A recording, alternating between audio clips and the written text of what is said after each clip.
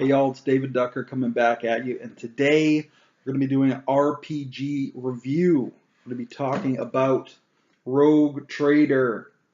Rogue Trader by Fantasy Flight Games is role-playing in the grim darkness of the 41st millennium.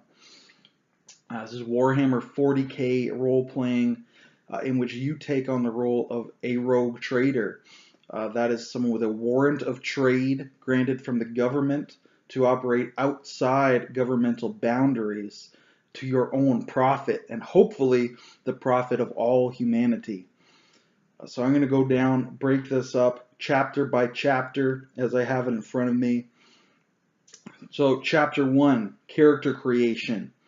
Rogue Trader has a very interesting character creation system. It is class-based, but they have a lot of flexibility. And what I love about this is the potential for homebrew. But let's go as written. So as written, character creation, generate your characteristics. So you're going to go through and roll some 10-siders, add some bonuses to generate your stats. Your stats are going to be like weapon skill, ballistic skill, strength, toughness, agility, fellowship, willpower. I'm sure that I'm missing a couple in there as well. Intelligence, but it's very simple. They're all percentile based. So if your strength is 50%, you got 50% chance, generally speaking, of performing a feat of strength. For every 10 points you beat your percentile or fail your percentile, they call it a degree of success or a degree of failure. So you're trying your feat of strength, you need to hit a 50 or under, 50% or under on a 100-sided dice or two 10-sided dice, one for the ones column, one for the tens column, to succeed. So you've got your 50, you got your two 10-siders or your 100-sided dice. You roll, let's say you roll 70, so that's above, that's a failure. And for each degree of 10, that's a degree of failure. So you've hit 70, that's 20 higher than you were aiming for. That's 2 degrees of failure. So you did really bad at your feat of strength right there.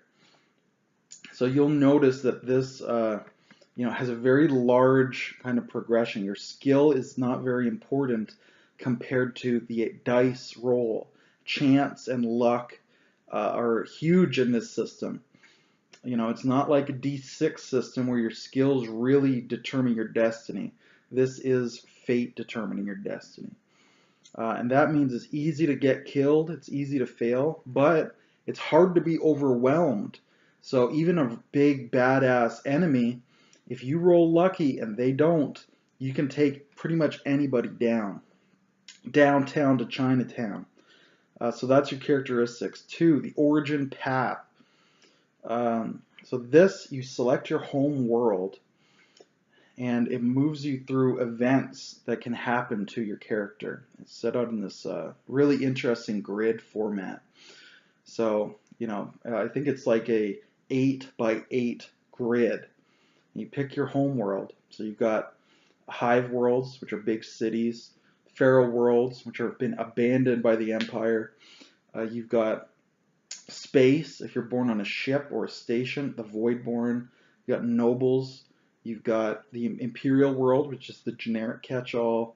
You've got your Forge world, high-tech, high-industry planets. So you pick your starting point. You can go only one over or straight through on your 8x8 grid. So you can either go straight through or just one over, one over, one over, one over. At the very end, that's your classes. So the most interesting way to me is usually find your home world, find the class you want, figure out how you can get there, and see the different ways that could shape your character's history.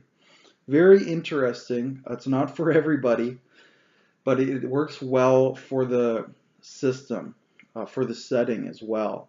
If you're going to be class-based, you're only going to have those 8 classes, then you're already limiting yourself. So maybe try and get some fun guidance limitations as well.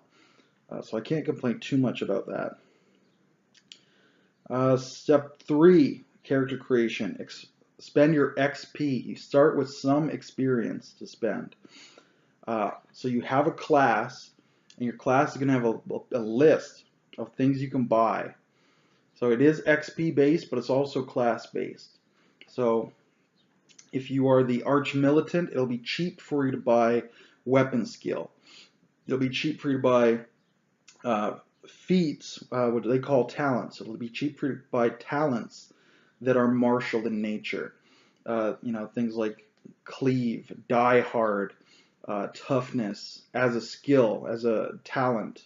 Those will be cheaper for the arch militant, the soldier, than it will be for the priest, the missionary, for example. So once you've picked your home world, your path, your class, spend your XP, you've got your characteristics, and you're pretty much ready to go with your character. There's an extensive subsystem for building your ship as well. Very similar. You pick your chassis, the body of your ship. You've got all these add-ons. You've got the age of your ship. You've got different characteristics your ship could have. So there's a lot of that, which you can either make as a group, or the GM can do that for you, or the captain can do that. It's there. It's somewhat optional. So I won't go into huge detail on that. Chapter 2, your class, which they call career path. The classes are Rogue Trader, he's the captain, he holds the warrant of trade. The Arch Militant, he is the soldier, the weapons officer. He fights. The Astropath, they are communicators. They are psychic communicators. They can communicate telepathically with people almost anywhere in the galaxy. Because you don't have technology that does that. You need a person to do that in Warhammer. The Explorator, he is your chief engineer. He is a cyborg. He follows the path of the machine god. So very interesting character there. If you look for fluff about the machine god and their religion, it's quite interesting. There's not a lot of it in the book, but it's out there. There are several wikis. I use Lexicanum, but there's also the Hammer wiki. There are several out there online. The missionary, he's a priest. He is there to tend to the spiritual health of the crew and convert anyone you find that doesn't worship the god emperor of man. The seneschal, he is your master of spies. He is your accountant. He is the man behind the man behind the scenes, the arch vizier. So if you want politics, go for the seneschal. And last is the void master. So they are the masters of space. They fly the ship. They're actually better at firing big guns than the soldier, than the arch militant is. I believe they also have some engineering benefits. So that's your limit of classes. So not a lot, but remember, you have XP, and you can spend your XP on a big list of things, and they often overlap. My favorite homebrew is to get rid of the classes, just take the skill list and say everybody can buy any skill. Now the whole system is point buy, and it's super easy because it's so modular. So really easy to homebrew this whole game into point buy. But the career paths, if you want the structure, they're there, and they provide a lot of detail. So I don't have any complaints either way. Chapter 3 is going to be your skill list. The way skills work is they give a bonus to your base characteristic. So let's come back to strength. Some strength, you got 50%, which is very strong, actually. The baseline is like 30. The humans are from 20 to 40. 30 is the average. So 50 is like he's really jacked. But let's say he's also good at climbing. So that's a skill. So climbing would be listed climbing plus 5%. So when you try to climb, you're rolling 55 instead of 50. And it can go up. So 5%, 10%, 15%. If you want to spend your XP, you can do that. So very simple, very, rules of light at that point. Chapter 4, talents. There's a big list of feats, qualities, drawbacks. They modify the rules in some way. They make your character special. So that's where the game starts to get crunchy. Chapter 5, armory. So huge list of weapons, armor, mods for all the weapons. If you want to put a scope on, extra magazine, laser sight, different kinds of bullets you can use, explosive rounds, armor piercing. There's huge armory in there. And again, this is space opera, so got wacky things: laser guns, plasma, disruptors, bolters, needle guns, the chain swords, the chainsaw sword. You've got all kinds of stuff in the armory. It's a huge chapter. It's about 50 pages. Chapter 6, Psychic Powers. So this is for your astropath. Actually, I missed a class. There's also Navigator, who are psychic, and they fly the ship through the warp, through hyperspace. And they have some other psychic abilities as well. So I'm sorry I forgot that. But Psychic Powers, rather small chapter. It's a pretty basic system. I won't get into that in a huge amount of detail, but for the Astropath and the Navigator, there are a lot of options, but they're Pathfinder style options. They're very narrow, very narrow but deep. So if you want to be a Navigator, there's a lot there. If you want to be an Astropath, there's a lot there. If you want to be a generic Psychic, there's not much there at all. Dark Heresy, which is this book, but a slightly different setting, is that's for the Inquisitors instead of the Rogue Traders. That has your generic Psychic classes, skills, abilities, and it's fully compatible with this book. And it says so right in this book that it is. And it's got some conversion guides for anything that doesn't line up perfectly. But very easy conversion. Chapter 7 is all about navigators, their powers, their abilities, the different navigator houses. Very detailed. Chapter 8 is about starships. So they give about 10 sample ships, 2 from each class. So 2 cruisers, 2 destroyers, 2 transports, 2, I think, corvettes, 2 raiders. So nice list of ships, and they give all the rules for the chassis and all the mods and how it works. It's a very nice system, way simpler than GURPS spaceships. Probably the best starship system I've seen because it's easy to understand, easy to put together. And the spaceship combat is tremendously fun in my opinion. It's a little tactical. You might need minis, which I usually hate. I usually hate minis. But in this, I don't mind them because it just fits so well with the setting. And if it's only 2 ships, you probably don't need minis. But if it's more than 2, it's probably a good idea. Chapter 9 is playing the game. So this is all of your rules, your combat, initiative, injuries, wounds, swimming, climbing, flying, money.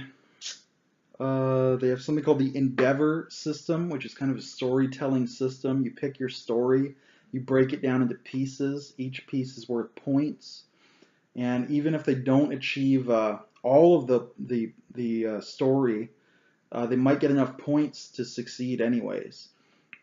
So colonizing a planet, for example, you might need land deeds, might need transport ships, you might need engineers, you might need colonists, you might need sanction from the God Emperor, you might need advertising somehow. So get a big list of like 10 things you need.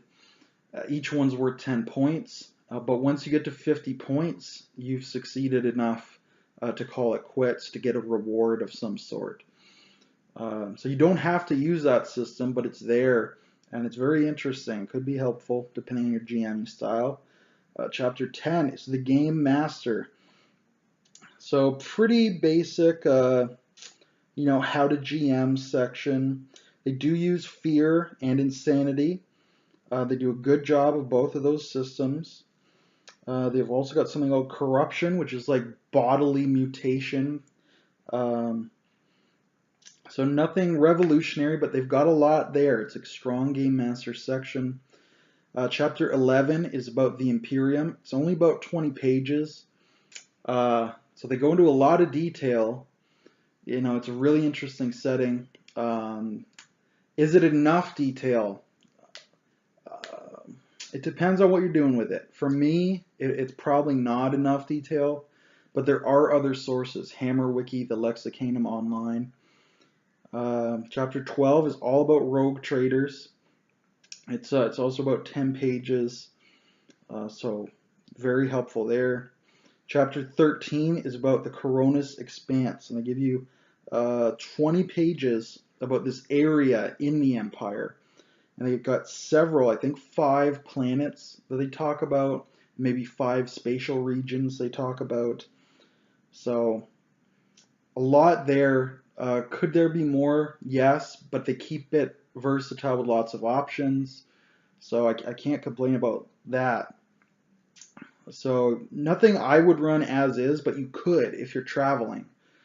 It all depends on your game style. So could this be enough for you to run with? Yes. Is it enough for me to run with? Not quite, but a lot of hooks. Chapter 14, Adversaries and Aliens. A pretty good list of baddies to your bestiary section. I would like to see more, especially aliens, alien creatures. There are a lot of like humans, which is great. You know, NPCs that are made for you. A lot of them. All that you need, I'd say. But as far as aliens, I want some more. And there is a bestiary released for Rogue Trader as well. Chapter 15, Into the Maw, is a short adventure. It's moderately well written. I have no major complaints with going into the Maw. So that encompasses Rogue Trader in about 20 minutes. It's a big book. It's a very strong book. What is it really good at is getting you immersed in this world of the 41st millennium after the Emperor originally arises. It provides a focus that you are rogue traders. You're the bridge crew. It's like a grim, dark Star Trek. It gives you lots and lots and lots of hooks. Not quite enough depth for me, but you could still use it as is. And an enterprising GM can just write his own stuff on top of it. So that's, and it's a simple core mechanic, easily modifiable. So that's great as well. What does it do poorly? What are my criticisms? Once you get in with the talents, it's a little cumbersome and complex. The classes are limiting. The character creation in terms of homeworld, event, class, that web that you can weave, somewhat limiting. The fact that you can't use this to run anything but Warhammer 40k, that's somewhat limiting. But many of those complaints can be homebrewed away, can be dealt with.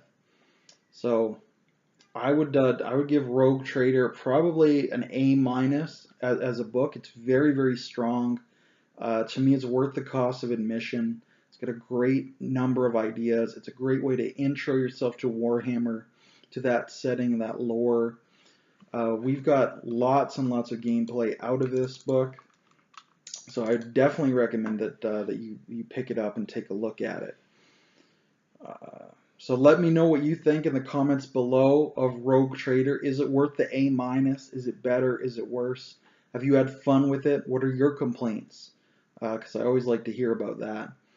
And until I see you again, good day and good gaming.